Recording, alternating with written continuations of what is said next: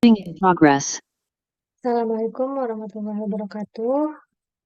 Perkenalkan, nama saya Naila Rahmah dengan NIM 031112100011 dengan dosen pengampu dari mata kuliah Teori Akuntansi yaitu Trisandi Eka Putri SMSI. Nah, di sini saya akan membahas mengenai jurnal yang telah saya ambil dari website, yaitu mengenai analisis perlakuan akuntansi atas aset tetap terhadap laporan keuangan berdasarkan SAK etap 015 studi pada PT BPR Delta Singosari. Nah, jurnal tersebut telah saya buat dalam bentuk artikel. Yang pertama ini yaitu mengenai pendahuluan. Nah, pendahuluan di sini yaitu Bank Perkreditan Rakyat merupakan suatu lembaga keuangan yang kegiatannya berupa menghimpun dana dari masyarakat dan hanya disimpan dalam bentuk tabungan dan juga deposito, di mana bentuk hukum bank perkreditan rakyat ini dapat berupa perseroan terbatas, kemudian perusahaan daerah, koperasi, dan bentuk lain yang ditetapkan dengan peraturan pemerintah. Nah, kemudian menurut Suharli tahun 2006 nomor 259 menyatakan bahwa aset tetap ini suatu harta berwujud atau tangible asset yang memiliki masa manfaat ekonomisnya ini lebih dari 1 tahun, kemudian bernilai material dan juga digunakan untuk kegiatan operasi normal perusahaan dan juga merupakan pengeluaran yang nilainya ini besar atau material aset tetap berwujud pada dasarnya bisa memberikan gambaran kapitalisasi yang wajar. Nah, oleh karena itu dibutuhkan adanya perlakuan akuntansi yang memadai, mulai dari saat perolehan sampai dengan pengalokasian biaya selama umur aset tetap berwujud tersebut. Nah, perlakuan aset tetap berwujud ini juga bertujuan untuk memberikan kelayakan penyajian aset tetap berwujud sebagai salah satu bagian dari harta kekayaan perusahaan secara keseluruhan. Nah, sedangkan menurut SAK etap ini bahwa tentang aktiva ini dinyatakan bahwa aktiva tetap ini disajikan dalam laporan keuangan berdasarkan dengan nilai perolehan aktiva tersebut, kemudian dikurangi dengan akumulasi penyusutannya. Nah, selanjutnya di sini membahas mengenai kajian teori dari jurnal tersebut ini. Yang pertama ada pengertian dari akuntansi. Nah, pengertian dari akuntansi ini menurut Suharjono tahun 2006 nomor 16 menyatakan bahwa akuntansi adalah seni mencatat, menggolongkan, dan juga mengikhtisarkan transaksi-transaksi dari peristiwa-peristiwa yang paling tidak sebagian bersifat keuangan dengan suatu cara yang bermakna dan juga dalam satuan uang. Nah, serta menginterpretasikan hasilnya. Kemudian ada pengertian dan juga jenis bank. Nah, menurut Kasmir tahun 2008 nomor 2 menyatakan bahwa bank ini merupakan suatu lembaga keuangan yang kegiatannya ini menghimpun dana dari masyarakat dalam bentuk simpanan, kemudian menyalurkan kembali dana tersebut kepada masyarakat. Nah, serta juga memberikan jasa-jasa bank lainnya. Kemudian jenis bank secara resmi ini diakui ada 2 jenis. Yang pertama itu ada bank umum dan juga ada bank perkreditan rakyat atau BPR.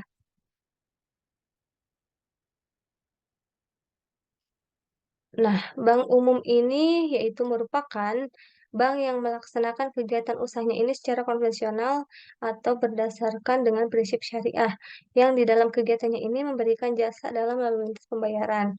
Sedangkan untuk bank perkreditan rakyat atau BPR, yaitu bank yang melaksanakan kegiatan usaha secara konvensional atau berdasarkan dengan prinsip syariah, di mana dalam kegiatannya ini bahwa BPR tidak memberikan jasa dalam lalu lintas pembayarannya. Jadi berbanding terbalik dengan bank umum yang tadi. Kemudian mengenai laporan keuangan. Nah, di laporan keuangan ini merupakan suatu ringkasan dari suatu proses pencatatan, merupakan suatu ringkasan dari transaksi-transaksi keuangan juga yang terjadi selama tahun buku yang bersangkutan.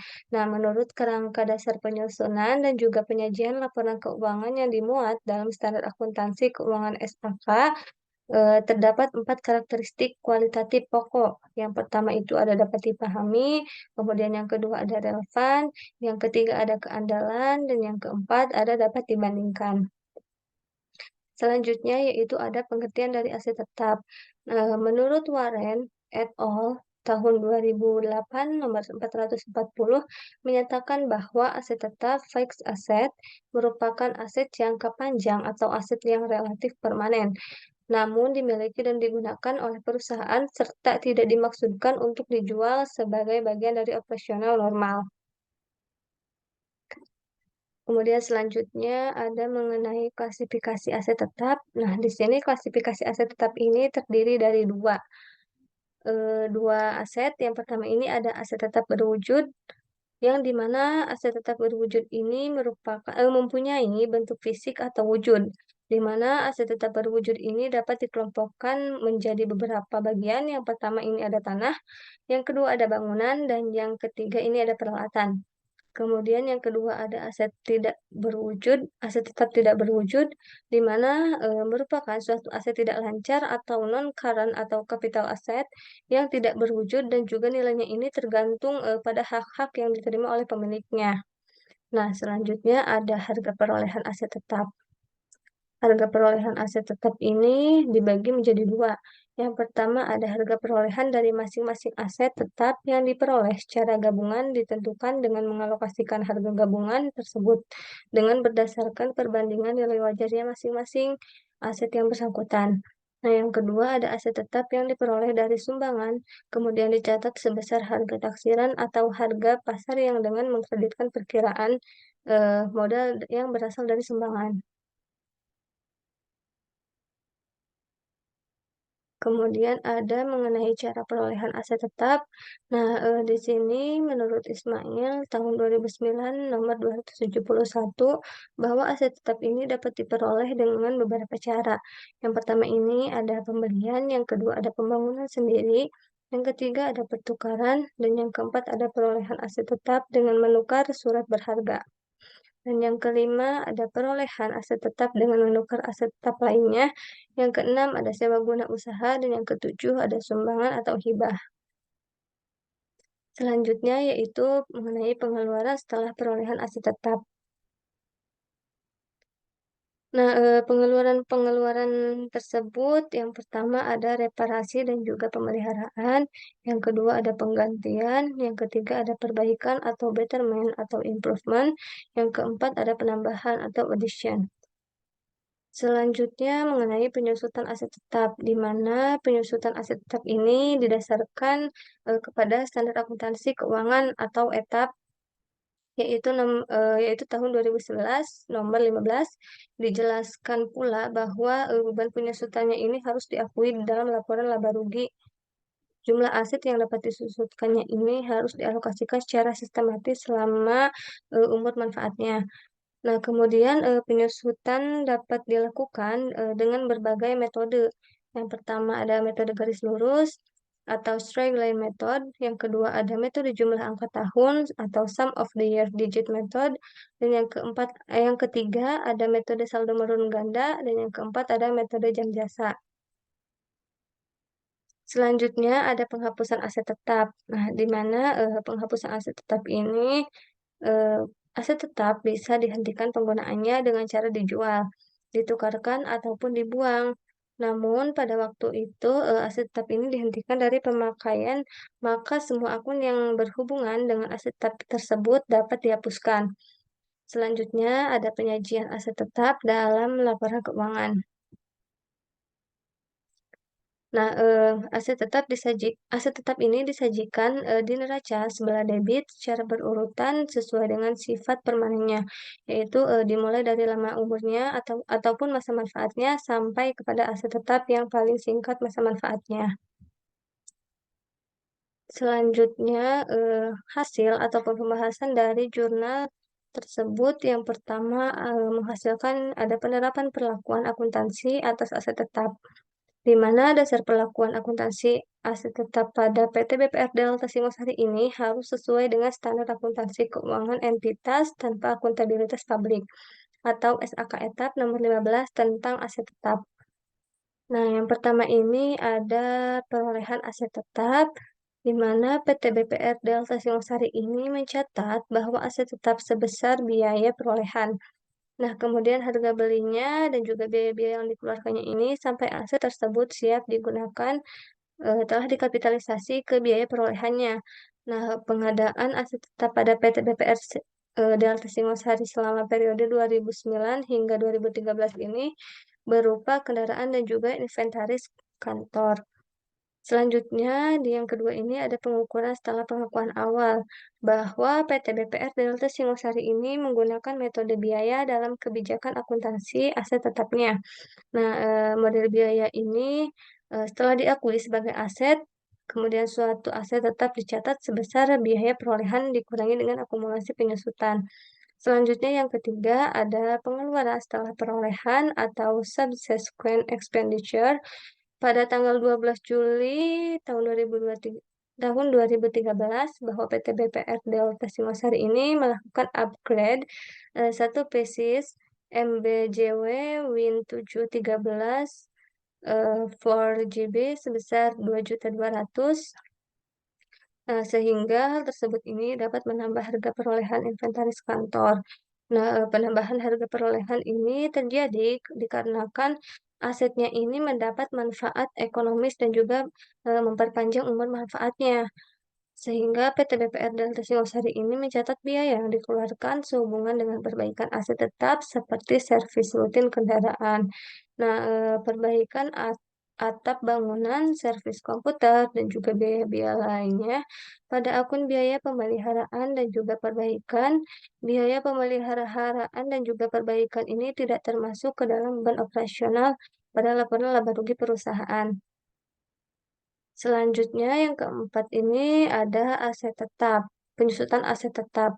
Nah, PT BPR Delta Singosari ini telah melakukan penyusutan dengan metode garis lurus, di mana metode garis lurus di sini itu digunakan sejak 1 September tahun 2010 bahwa penyusutan ini dilakukan setiap bulannya.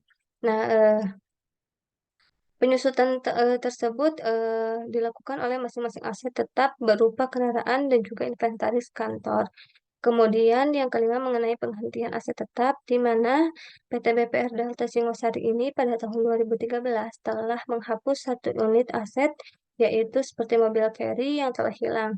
Nah, penghapusan aset tetap dengan cara mendebit akumulasi penyusutan dan mengkreditkan biaya perolehan aset tetap yang bersangkutan.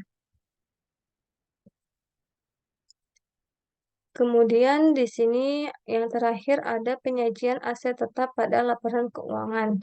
Nah, PT BPR Delta Singosari ini sudah menyajikan aset tetap sesuai dengan peraturan SAK etap, dikarenakan sudah dikelompokkan sebagai aset tetap berwujud dan juga jangka waktu penggunaannya ini lebih dari satu periode akuntansi serta juga digunakan untuk kegiatan operasi perusahaan. Nah, namun ada beberapa akun yang tidak ada di dalam neraca yaitu seperti tanah dan juga bangunan. Kemudian jurnal tersebut telah saya simpulkan bahwa berdasarkan dengan hasil evaluasi ini, secara keseluruhan perlakuan aset tetap yang dilaksanakan oleh PT BPR Delta Singosari ini belum sesuai dengan SAK etap nomor 15 dan juga masih terdapat perhitungan depresiasi yang kurang sesuai dengan SAK etap. Sedangkan berdasarkan penelitian dan pembahasan yang penulis kemukakan tersebut, bahwa perlakuan akuntansi aset tetap yang dilakukan oleh PT BPR Delta Singosari ini dapat diambil beberapa kesimpulan. Yang pertama ini ada PT BPR Delta Singosari merupakan bank yang dalam kegiatannya ini dapat menghimpun dana dari masyarakat dan juga menyalurkannya kembali kepada masyarakat dalam bentuk kredit atau bentuk lainnya. Yang kedua, aset yang dimiliki oleh PT BPR Delta Singosari ini terdiri dari beberapa, yaitu seperti kendaraan, inventaris, kantor, peralatan, dan juga mesin. Eh, tetapi ada beberapa yang seharusnya masuk di dalam kelompok aset tetap, tetapi masuk di kelompok biaya.